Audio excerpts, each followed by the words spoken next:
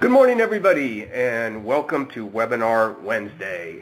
We're really happy to have you joining us today. We still got a lot of people clicking in, but we're going to go ahead and get started because we've got a big topic today, a lot of great information to cover.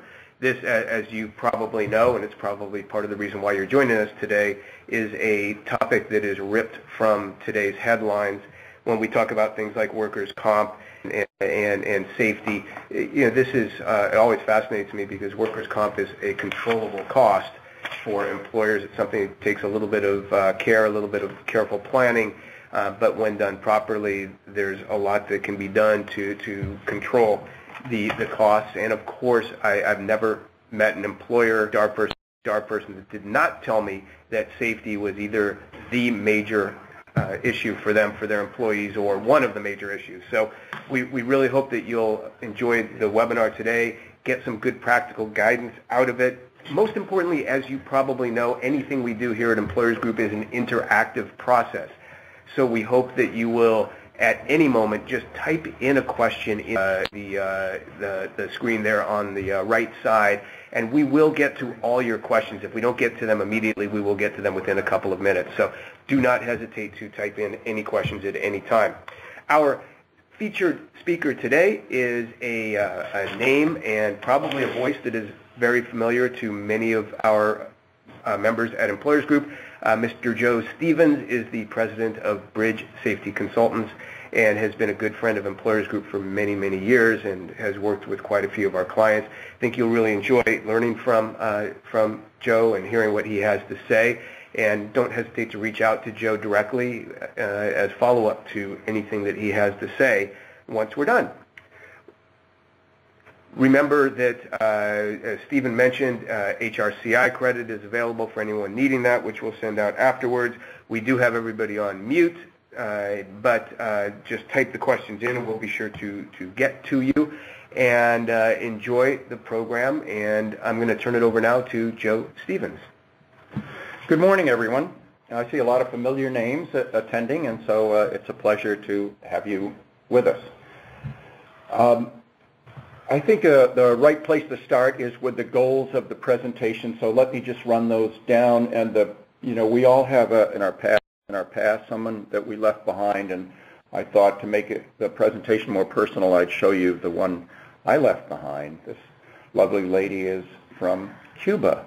I met last April, and as you can see, she's running a thriving business down there. Workers' comp is not her first concern, but everything else is. So the immediate goal is to educate you. I want you to understand what the system is comprised of and how we can interact on it. I want you to understand what the factors are that are driving costs so high, driving premiums higher. We'll talk about strategies. I think some will be practical, some will be more specific to industries. And then finally, hopefully you'll put in your questions, and we'll have time at the end of the presentation to review those as well. One final word, human resources plays a key role in workers' compensation. I believe your opportunity to influence the costs is greater than any other position in the company. In many ways, you have the discretion that a safety manager or supervisor does not have to make changes and to affect the outcomes. So you're in the right place. A little bit about myself. I started the business in 2003. My corporate experience was with a couple companies that you'll all recognize, Procter & Gamble and Johnson & Johnson. So I saw how things were done right. I understood workers' compensation, and when you're with companies that size, they have the assets and ability to do all sorts of great programs. My goal when I started this business is to take some of those ideas, some of those strategies, and bring them to companies that were smaller, that didn't have the potential and the revenues of a Johnson & Johnson to implement strategies that are going to make an impact. I had the good fortune in 2004 to be appointed to Governor Schwarzenegger's task force for workers' comp reform. It made a huge impact. Slowly that's been eroded. I was also on then Insurance Commissioner Garamendi's task force, and of course they worked kind of in conflict with each other, but in the end Schwarzenegger's ideas won. We got medical provider network put in place and medical control, and that made a huge difference and drove the rates down. I was also fortunate enough to be cited by the Small Business Administration in 2007 as their Entrepreneur of the Year, and they particularly cited the contributions that our company made in helping reduce workers' comp costs for employers and, of course, fewer injuries for workers. I'm an author, hopefully have a book out in the next 3 months called Driving Safety Culture, and a frequent speaker. Recently I was the keynote speaker at a plastics processing association. So from here, let me give you a little bit of history so that we know where we're starting from. The first workers' comp system was implemented in 1884 by the great Otto von Bismarck of Prussia. It was a time of the Industrial Revolution, and people were losing limbs and lives, so something had to be done. England followed in 1897. The first U.S. state was Wisconsin in 1911, and by 1920, 46 states had all put in some form of workers' compensation. They're all similar in rules, but differ greatly in rates. And I will tell you that California is in the bottom 3 in terms of the rates. By bottom 3, I mean the highest on it. The deal is a simple one. Basically, it is this. You, the employer, agree to pick up all costs when someone who's working for you gets injured at work. No questions asked. If the injury happens at work, you're going to pay and make sure that that person is back to work in as healthy a condition as possible. The employee agrees that he or she will not sue. As long as you take care of them, there will be no litigation. And I think you all know that that deal is not 100%. We have far too many litigated claims, almost back to the levels we had in the early 2000s. So something's a little bit off on that. So how is premium determined? Let's start here so that you understand the 3 factors that make up the premium. The first is the rate times your payroll gives you your basic premium. Rate assigned to every individual job. Payroll, obviously the payroll for that job, that's your basic premium. That premium then is multiplied by your X mod or experience modifier, and that gives you your ultimate premium. Rate times payroll times X mod. There are 500 roughly classifications for rates, and logically, the more injuries that happen in a rate classification, the higher the risk, the higher the rate is going to be. I've got a couple examples up there. Most of you are familiar with 8810. That's a clerical classification.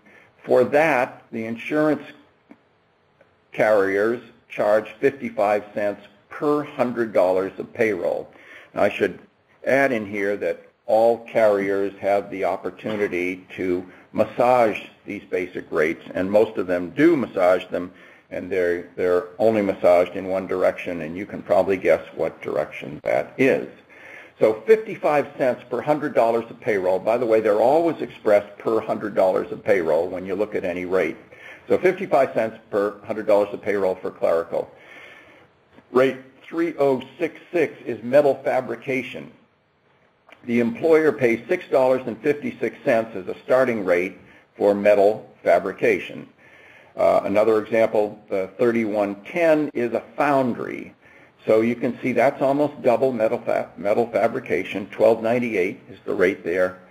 And I'm not sure many of you or any of you know what that last outrageous rate is, 55.52, where the employer has to pay more than $35 for every $100 of payroll, and that is roofing.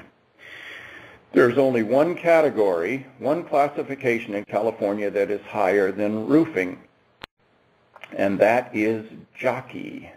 And you can imagine why that would be the case. It's not an easy thing to ride a horse at a high rate of speed with other horses bumping you. So let's talk a little bit about what's gone on here in California over the past 10 or 11 years since I started the business in 2003. Because of the reform, rates in that 4-year period under Garamendi came down 56%. And it was primarily due to SB 899, employers gaining medical control. We squeezed fraud, if not out of the system, then down considerably. The deceiving number is the one in the middle. When Steve Poizner was insurance commissioner, he brought rates down another 9.9%, but personally I think he did a disservice to employers. Injuries at that point in time, claims had leveled out and were starting to increase again. Medical costs over the past 4, 5, 6 years had started going up, and in some cases significantly, and yet Poizner, who was interested in running for governor, continued to hold the line and in 2 years decrease rates. So, as I say, I think that was a disservice, and thus it's sort of a bad deal that Insurance Commissioner Jones walks into an office where he now has to adjust the rates, and as you see, the dramatic impact has been 70% increase in the last 3 years, and that's what is causing the pain. The next slide takes those rates and makes them more understandable, I think. In 2007, in a manufacturing environment, the average injury, the average claim, and by the way, I'll use the words injury and claim interchangeably. Every claim is, in fact, an injury. The average injury in 2007 in a manufacturing environment out $10,000 just in premium. Today, that cost is almost $25,000. This is a key number, and I'll refer back to it several times, but it's very important to understand that every injury that happens, on average, will add $25,000 to your premium. This doesn't take into account the soft costs, the loss of production time, the necessity to hire somebody from a temp agency to fill in the loss of productivity. Typically, soft costs are estimated to at least double the hard costs. So for purposes of understanding, you can think in terms of an injury in a manufacturing environment having an impact of about $50,000 on your company. So what do you control? We talked about rate, we talked about payroll, and we talked about XMOD.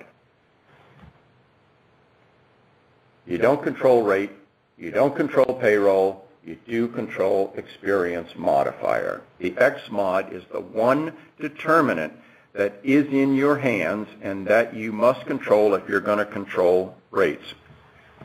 So let me talk a little bit about XMOD and make sure that you understand exactly what it is. It's a measurement of your record against your competitors, in effect, against other companies in your rate classification.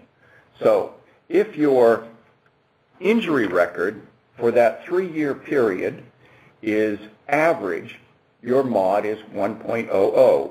So when we take the basic premium of rate times payroll, it's multiplied by 1.00 and your basic premium stays the same.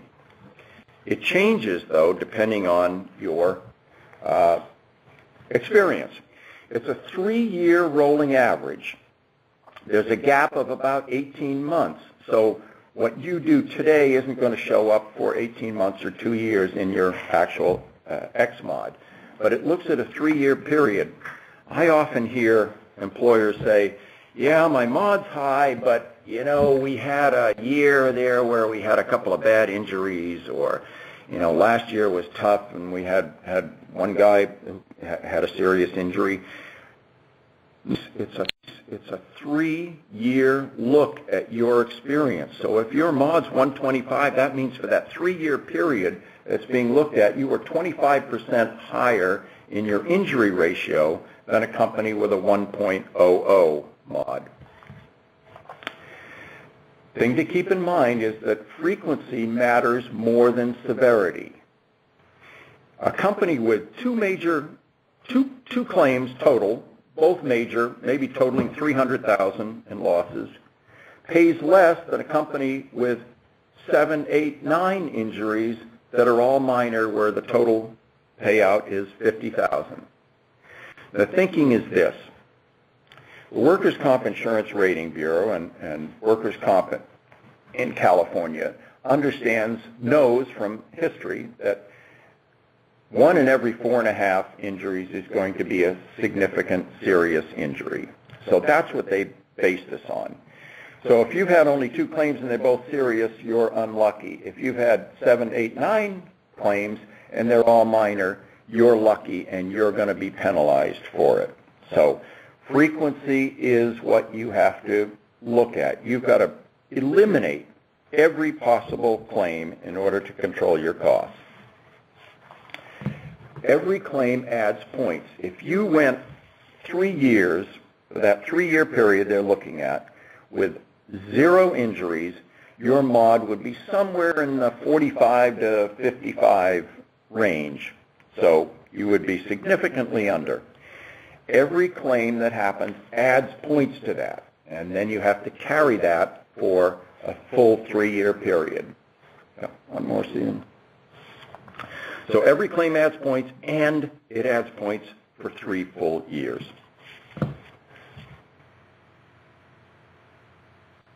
Let's look at the impact of each claim and the impact of your X mod. Let's take a company with a premium of $200,000. If their mod's 1.00, that premium will be $200,000. There won't be any change. But let's say you've done a good job and your injuries are fewer than the average company in your rate classification.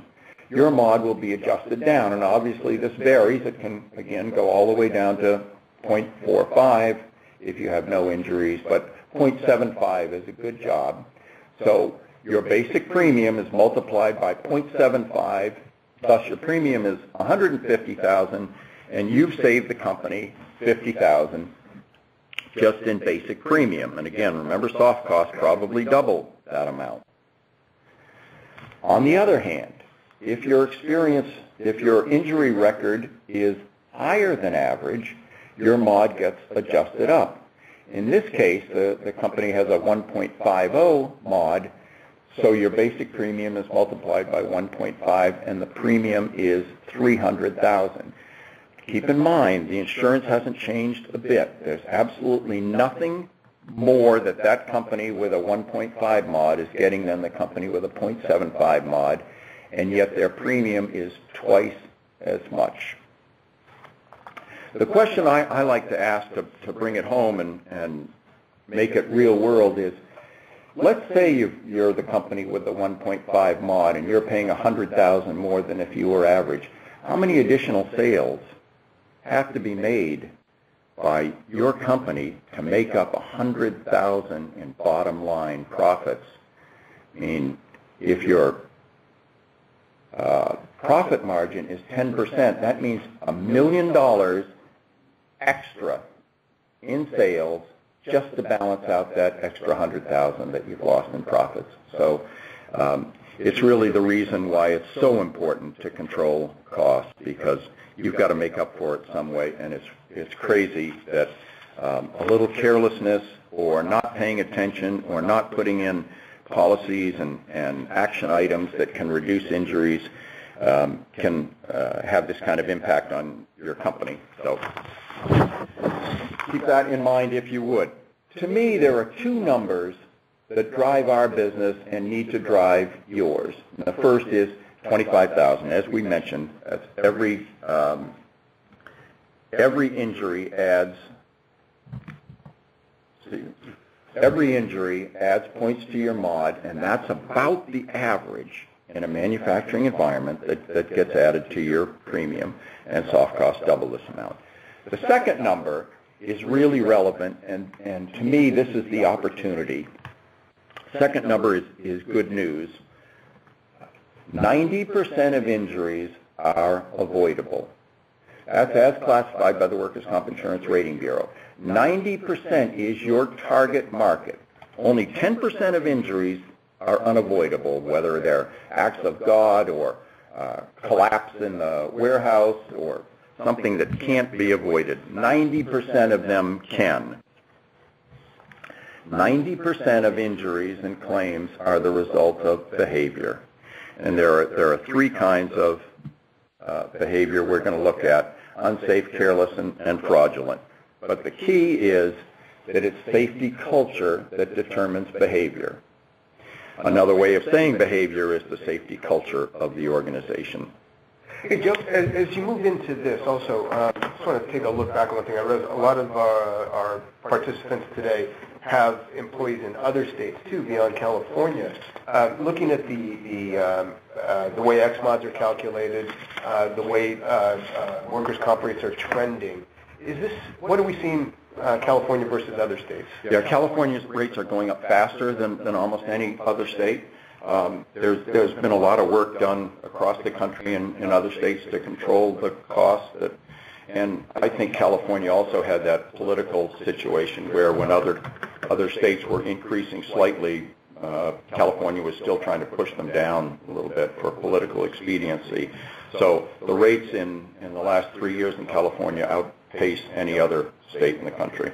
So we've been a little more volatile than other states in terms of the change. And I think that's typically the case, that we are more volatile and rates a little bit higher.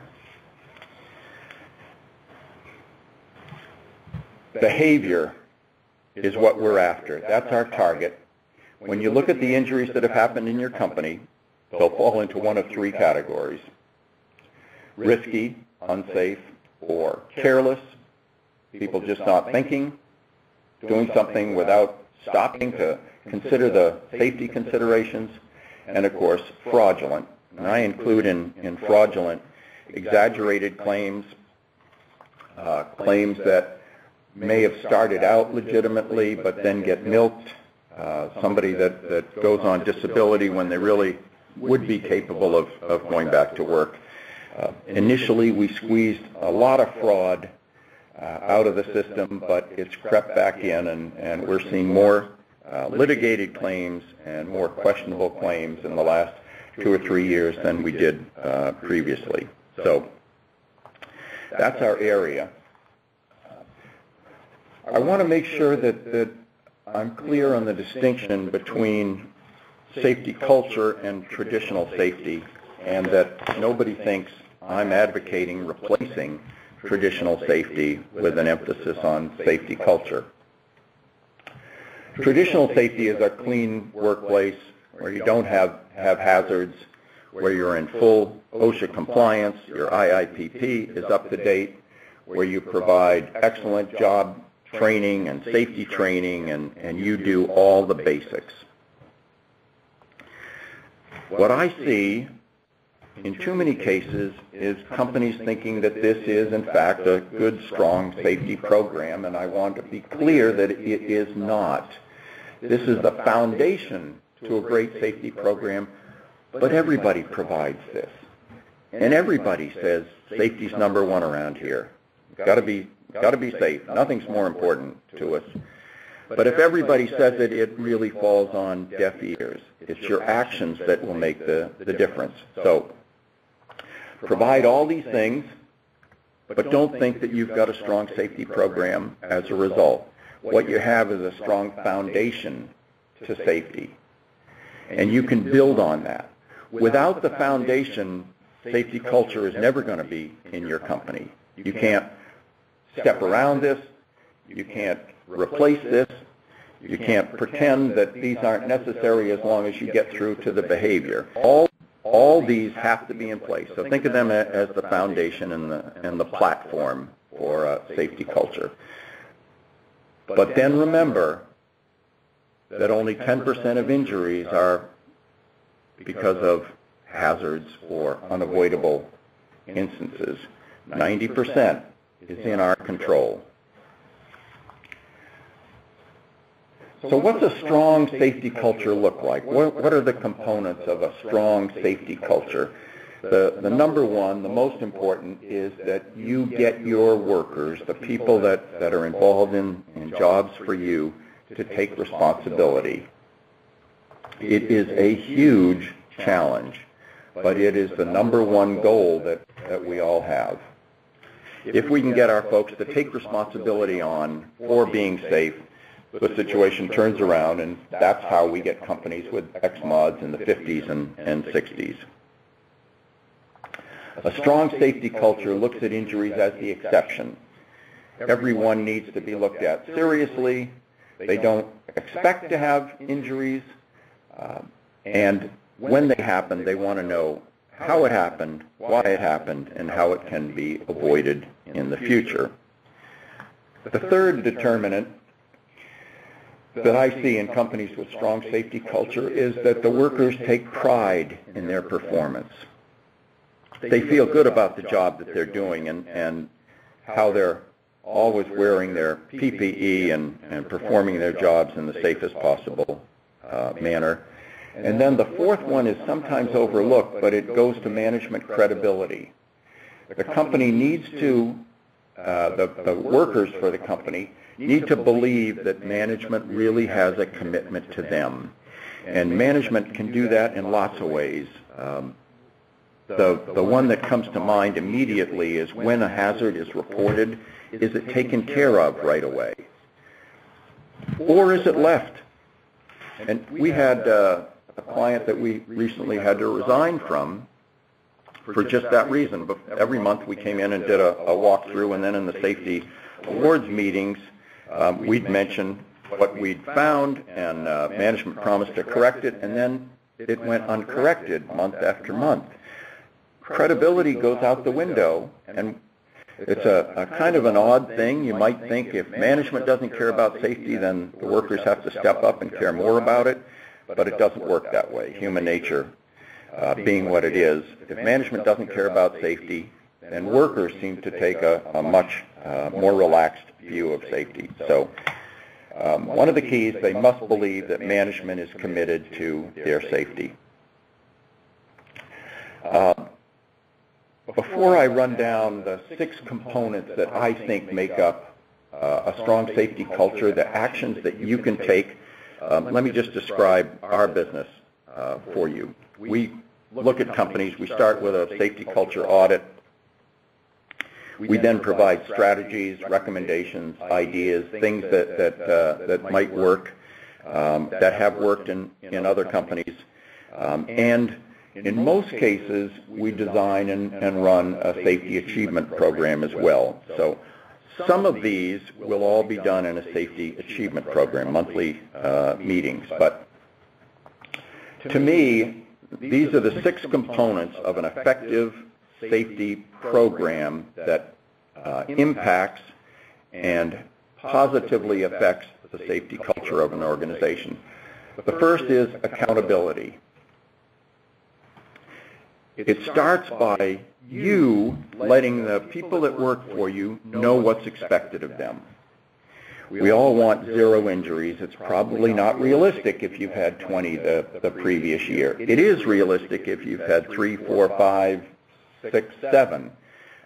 But you can't give an unrealistic goal.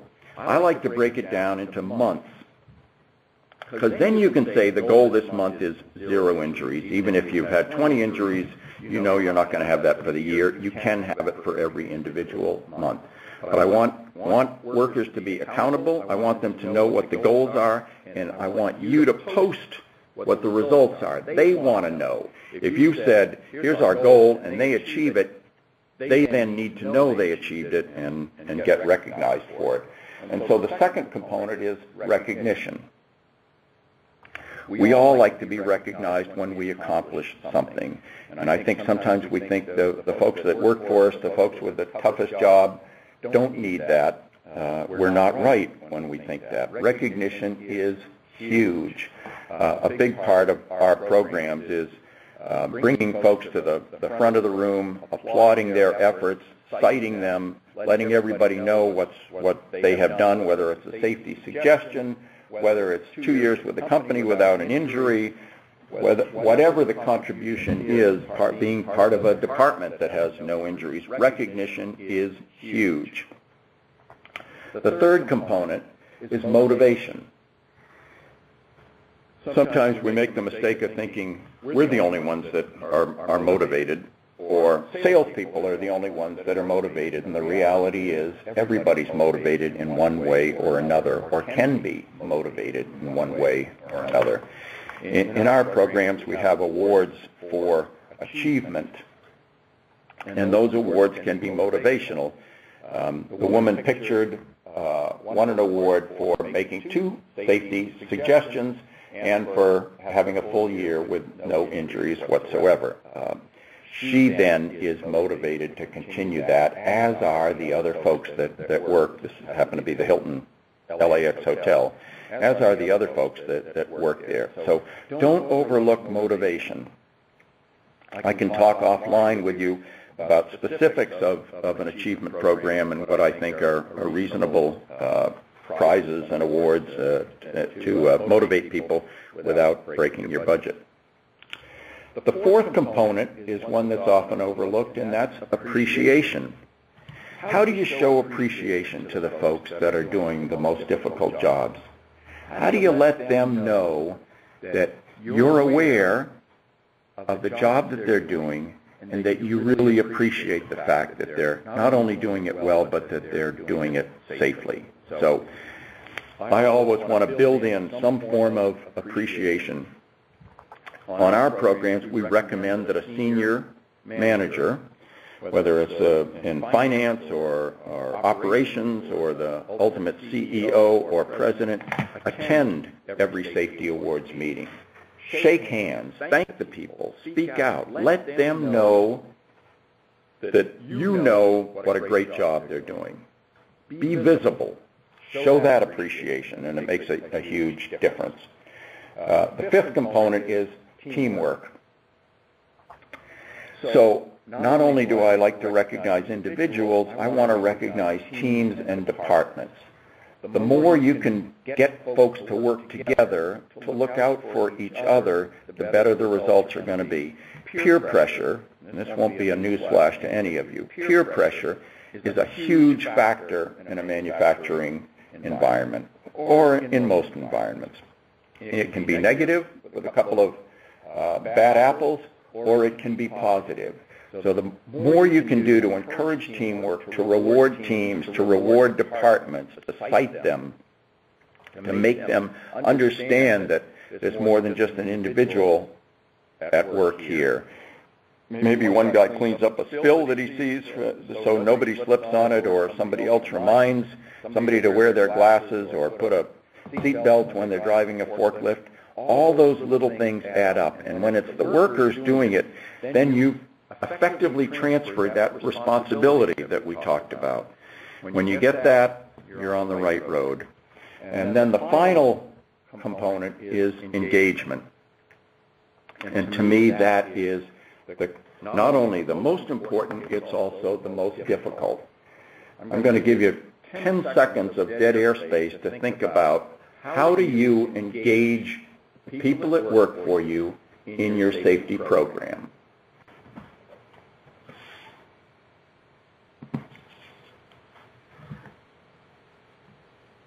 Not easy, is it? It's really a challenge. Teamwork and recognition, these are a couple pictures we took from recent meetings, and you can see the kind of positive reaction that you get from folks when they're recognized, when they're rewarded as part of a team. How do you engage folks? It is difficult, and yet we know the better job we do at getting participation, at getting involvement, at getting engagement in safety, the fewer injuries we will have. I think we all identify it as the absolute key. So, however you do it, I'm going to tell you how we do it, and you can dovetail on this or figure out a way to do it that has these components. Every month we hold safety appreciation, safety achievement meetings that are built on appreciation.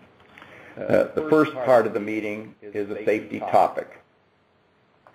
I want to make sure that I make a distinction. This isn't a typical traditional safety meeting where a supervisor or leader or knowledgeable safety person is giving 30 or 40 minutes of a safety topic. It is brief because our goal is not to talk to them, but to get them involved. So we cover a safety topic for 10 minutes, safe lifting techniques, slips, trips, and falls, something like that. Number two is a discussion of the injuries, also of the near misses, of the first aids. This is an opportunity to discuss any safety suggestions that come up. But again, you're giving feedback, which gets them more involved. And then the third part is the recognition and awards. And so every month we're recognizing individuals, we're recognizing teams, we're recognizing departments. And we don't just holler out their names. Everybody recognized comes to the front of the room to the applause of their fellow workers. We're taking their pictures, we're turning the pictures back to them in the form of safety posters where they're put on the walls. It all gets them more involved. And when you have this kind of participation, you're making safety more personal. The more people you can touch in a safety meeting, the more personal you're making safety to them, and that's really the key. The goal has to be to transfer that responsibility to them, and the method to do that is to get them more engaged in your program. Joe, before we go, can we go back 2 slides? I just want the components of the safety program. I want to point something out, too. For anybody that runs either a leadership training program or is involved in management of the leadership group in the organization, if you look at the components of the safety program, it should jump out to you that these really are the same components you put into effective management of your leadership team, whether it's the day-to-day management or through a leadership training program. So connecting the safety program with the overall management of your leadership team really should be a natural process. Because these really are the same themes that you're going to be focusing on. That just kind of jumped out at me the first time I've seen that slide, Joe. So I think that works really nicely. And Bill, the challenge, of course, or the greatest challenge is the engagement part, which is so much more difficult to do when you've got a large group that you're trying to get through to. But great point.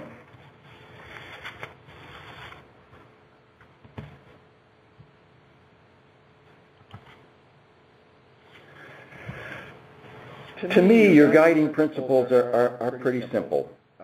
Number one is you want to convey to the folks that work for you that safety is a core value of your organization. It's not something that you say. It's something that is endemic to the organization. It's what you believe in.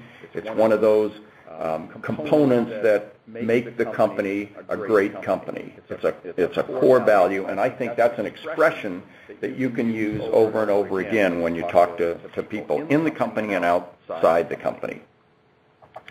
The second principle is that your company places greater value on safety than it does on productivity. If you can convey that, you've really achieved something. It's the biggest question that the folks in the production area have. They believe, until they're told and shown differently, that this company has to be profitable and productivity rules, and that means if we've got to get a shipment out on time, I'll take a shortcut, or I'll take a little bit of a risk because we've got to meet manufacturing goals, and we've got to make productivity number one. You need to verbalize it, and then you need to back it up with your actions. That you would not trade the risk of a broken arm or a broken leg or any serious injury just to meet a goal of any sort.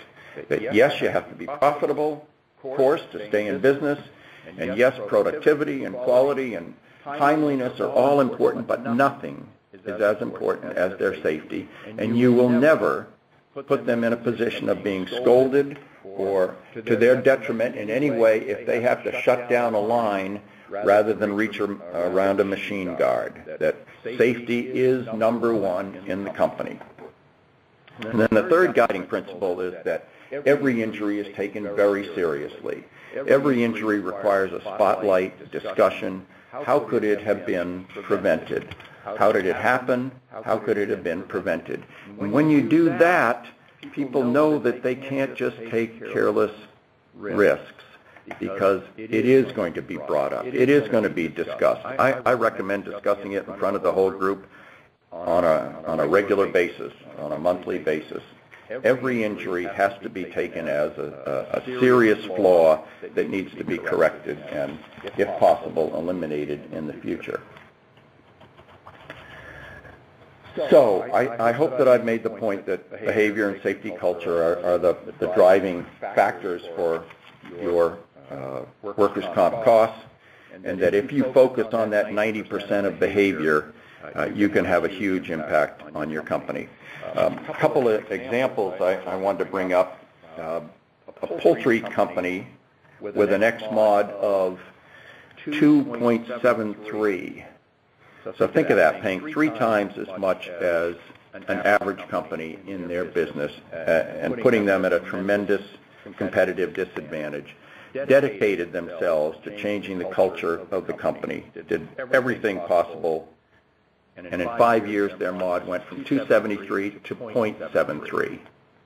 Think of that, 25% better than average after being 3 times, almost 3 times as bad as the average company. So dramatic difference. I mentioned the Hilton Hotel, or you saw a picture of one of the housekeepers from the Hilton LAX Hotel. Their mod was cut in half.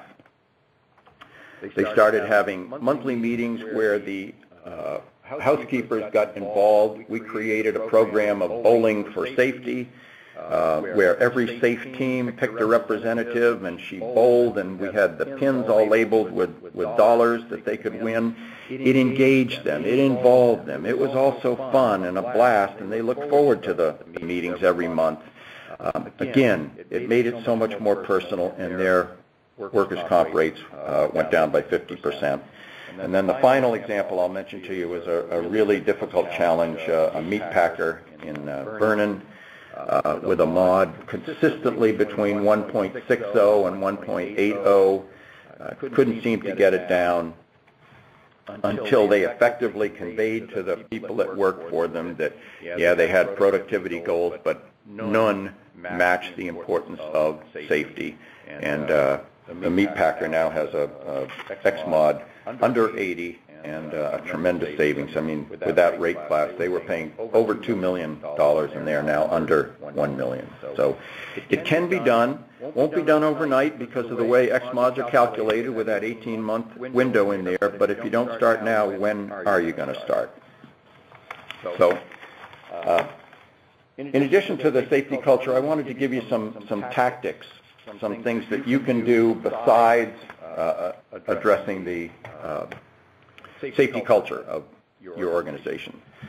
The first is to make sure that everyone knows they need to immediately report and get treatment for any injury.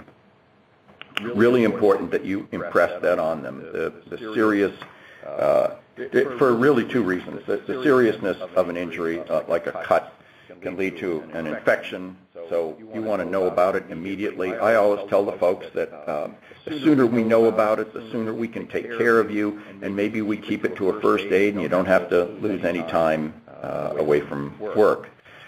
So I would stress that. The second is first aid distinction as opposed to a recordable claim. You know, the Workers' Comp Insurance Rating Bureau publishes 13 different treatments that qualify as first aid that might be thought of as turning something into a recordable claim. For example, somebody can get treatment and have a follow-up visit and it's still first aid. Cuts don't have to be a recordable claim. Something in the eye doesn't have to be a recordable claim. But if you don't have that list of 13 borderline treatments, let me know and I'll send that out to you. Happy to do that, and I'll put it in Bill's hands. You can make sure to disseminate that. So make sure that you understand the distinction between first aid and recordable claim, and also make sure that your clinic understands the difference. Too often clinics are quick to give out 800 milligrams of ibuprofen as opposed to 600 milligrams. 800 turns it into a recordable claim, 600 keeps it at a first aid. So work with your clinic in that regard. And one more, Stephen. Make sure that you offer modified duty. I would guess that almost all of you do. You get a break in terms of your payments when you have modified duty, and you get a penalty of 10% when you don't offer modified duty. So you want your folks back at work as fast as possible. You don't want them at home watching Larry H. Parker or all the other folks that are trying to get at them and turn a simple injury into a litigated claim. Make sure that you close claims quickly, and I think you all know that. The next two, if you would. One more. And get help from your broker. You know, your broker isn't the guy providing the insurance. He's the middleman, and as I'm sure you know, there are some absolutely terrific brokers out there that go to bat for you and bring you all sorts of value added. Find a good broker, work with your broker, make sure that they're delivering extra quality and value to you. One of the areas that's overlooked is to audit classifications. A lot of classifications are, a lot of jobs are misclassified, costing you a great deal more money. So on a regular basis, I would have somebody audit my classifications, walk through, make sure that everybody's classified correctly. You don't want to be paying $12 for somebody when you, per $100, of course, when it classification only needs to be $3. And then finally, make sure that you get cooperation from your insurance carrier. Make sure that they're on the job, that you're not being taken less than that you're not getting less than full cooperation from your carrier. They play an important role in claims management and closing claims and keeping reserves to a minimum. So let me cover a few more tactics. Safety committees are often misused. Companies feel like they've got to have a safety committee, but they don't do much with them. They meet on a quarterly basis, and it's a ho-hum operation. Make yours dynamic. I like rotation through safety committees. I like folks that are on the floor, not just managers, in the safety committee. I like quarterly walkthroughs so that two folks from your safety committee do a walkthrough every 2 or 3 months, fresh set of eyes, for any potential hazards, talking to the folks, soliciting suggestions, finding out if there's anything else the company can do to make the place safer. Even if you don't find anything, you're sending a message to everybody that works for you how much you care about their safety and that you are looking to make the company safer. Very important. Encourage, I'm sorry, back up, my fault. Encourage and reward suggestions. I think suggestions are important, and I would guess that if your company is like most, you have an empty suggestion box or boxes that are sitting around. Most companies I'm familiar with do not get safety suggestions, so change that.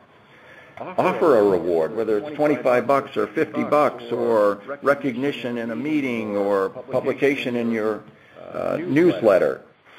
encourage rewards. Again, you're sending that message out that you really care about safety and you want to make it better, that you want to do everything that you possibly can. Joe, as we talk about tactics, one of the things we work with a lot at Employers Group is encouraging, one of the things you pointed out, a really close relationship with the broker. Broker can be very, very good support in a lot of these areas. Do you have any suggestions or guidelines for helping our participants today to get the most out of their broker relationship? And by the way, I can say that I see some really good practices and some not so good practices from brokers as I go out and meet with our members.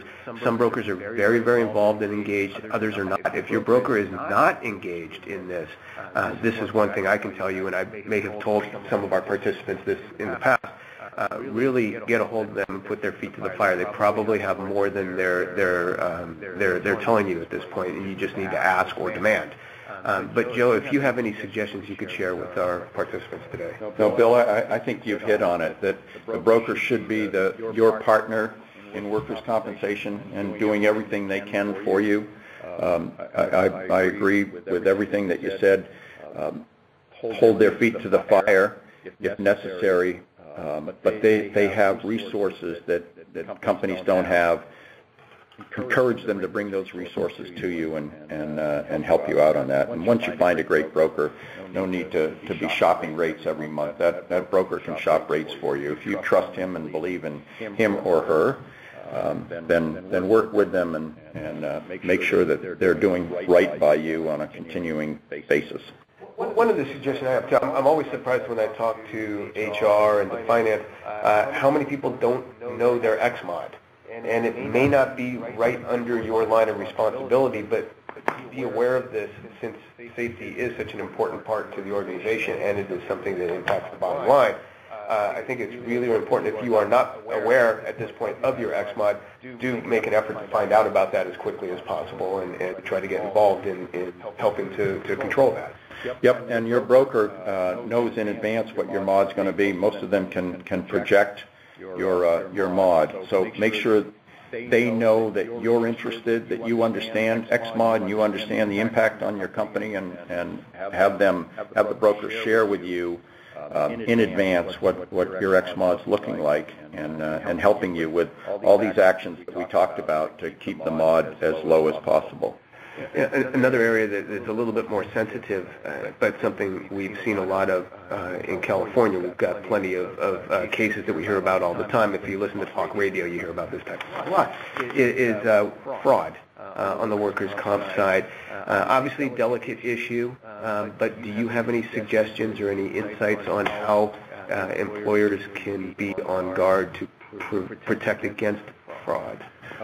My suggestions would be that you do two things. One is the next line item, explain workers' comp so that they understand how it works, and make sure that they know that every injury will be investigated routinely, because you want to know how it happened and why it happened, and that the other caution I give is to let folks know that if an injury is not reported at the time it happens, but later on, that it's very likely that any payments will be withheld while the insurance carrier investigates. You don't have to put the onus on you, you can put it on the insurance carrier, but let folks know that post-claims or claims that are turned in after they've happened are taken very seriously. They're discouraged. They shouldn't happen. By the way, I like when an employee has been terminated or is leaving the company for another job or for whatever reason, I like getting them to sign something that they are injury-free at that moment that they're leaving the company. Whether that stands up in court or not is not as important as the fact that you planted the seeds and that you have their testimony that they were injury-free. It lets them know, again, that you're looking at that. Fraud is a really difficult one, and so I think you have to indicate strongly that you will investigate any injury, again, that isn't reported at the time, and you're certainly going to contest any post-termination claim.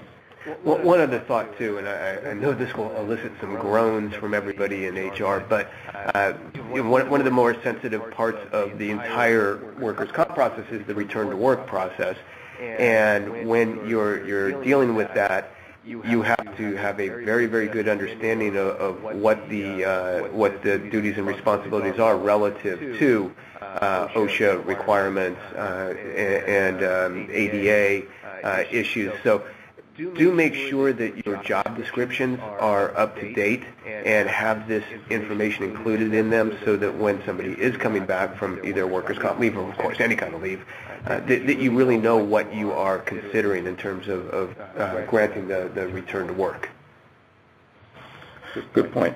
So the final tactic is to attend safety meetings, and this one is sometimes overlooked, but I think when you show your face there, even if you don't actively participate, you're again sending that signal that safety is so important. I'm taking my time to attend, and if you can get senior management to attend, even if they don't attend every one, if they attend every other month or every third month, it sends a very strong signal on just how important safety is. And that's the message, of course, that you're trying to get across. So let's recap the benefits, because to me, the benefits of having a strong safety culture are just tremendous.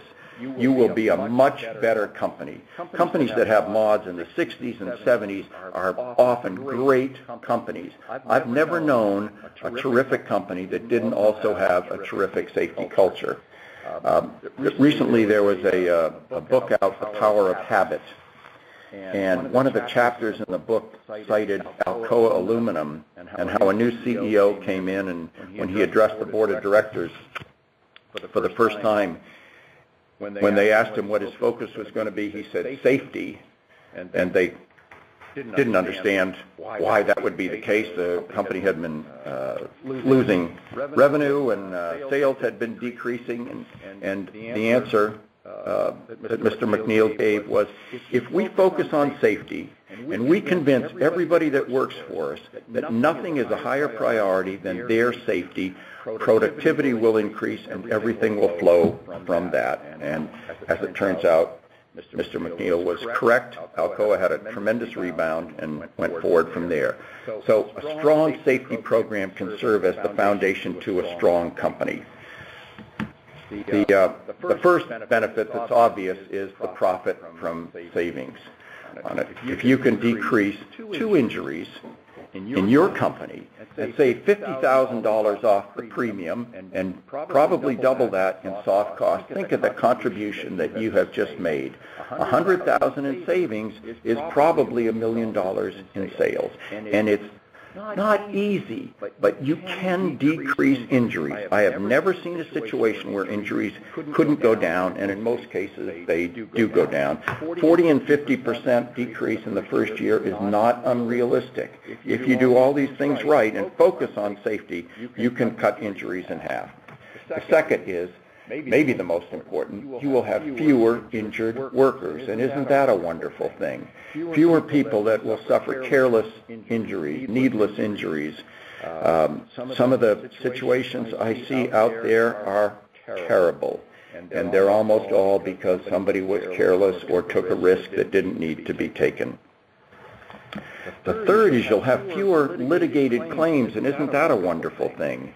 Litigated claims really eat up the soft costs. All the time that gets spent fighting these claims and pulling together the paperwork that's necessary and testifying all get eliminated when you eliminate litigated claims. And the better the morale, the better the teamwork, the more people are engaged in safety, the fewer litigated claims you will have. Which leads me to the fourth benefit, morale and workforce happiness. One of the areas that a new employee looks at, but never verbally is safety. We all want to know, are we in a safe environment? Those of us that have never worked in manufacturing don't have that question right to the top of our minds, but we all are in situations where we have to assess the safety or the danger of that situation. So everybody that works in that kind of environment is making that assessment. When they know that you care about their safety and that you take steps and actions to improve their safety, it's a comfort to them. On Maslow's hierarchy of needs, after food, clothing, and shelter, safety is the next value. So don't overlook the fact that everybody that goes to work for you is making their own assessment on how much this company cares about safety in general and my personal safety specifically. The next benefit is that you're a better company. Companies that have few injuries or no injuries get better reputations. It's easier to hire people. Word spreads. Often vendors want to know what your safety record is, what your XMOD is, and when they see that your XMOD is lower than 1.00, it puts you in a favorable light, so it helps your reputation. And then the last benefit is really an important one, and that is it's sustainable. Companies that have low XMODs, great, strong safety cultures, tend to keep that safety culture. Once you've got it inculcated to your company, it can last. You almost have to screw it up to lose it. So once you get it there, you can keep it there, and those savings that you're realizing will be sustainable year after year after year. So I thank you for the opportunity to talk to you today. One final offer. We do safety culture audits for all our clients when we start. The audits are $1,000 for employers group. We'll charge 1/3 of that. So if you'd like an independent assessment of your culture, where you are, with recommendations on things that you might do differently, we'd be delighted to work with you. Just let Bill know or contact me directly, and I'll be happy to do that for the employers group. And then also, Joe, we want to thank you. You referenced the book Power of Habit. The author of that, or is that an easily accessible book? Yeah, it was on the New York Times bestseller list last year. Don't remember the author of it, but probably Googleable. Yes, Power of Habit is the name of it. Yeah. Wonderful. Thank you, everybody, for participating. And if there are any additional questions, please feel free to just type them in, and we'll hang out for a couple more minutes, and we'll get to those. But we've really enjoyed having everybody be part of this webinar. Hope you've enjoyed it. Hope you've learned a couple of exciting things. This is part of a series of webinars. These are all no-cost webinars. If you ever see something called Webinar Wednesday, you'll know that's what this is referencing. So our next webinar, I believe, is 2 weeks from today as far as the Webinar Wednesday series, which will deal with auditing your benefits program for your dependent eligibility. Very, very interesting and hard-hitting topic. So we hope you'll all be able to join us for that. I want to thank today our presenter, Mr. Joe Stevens, and his colleagues at Bridge Safety Consultants. Thanks to Stephen for all his great job of running this. And thank you for participating. We hope that you will join us again for our next webinar. Thank you. One final reminder, we will be sending out a copy of today's slides. We'll also be sending out the HRCI training credit, along with the first aid medical list that we were talking about before. Later today, the way we're able to verify and be able to send these lists out to you is with your name you used to sign in this morning. So if you only used your first name, or if you're not sure if you didn't use your full name, if you have someone else joining you in the room, please type that into the chat log now, and that way we'll count your attendance and be able to follow up with you as well.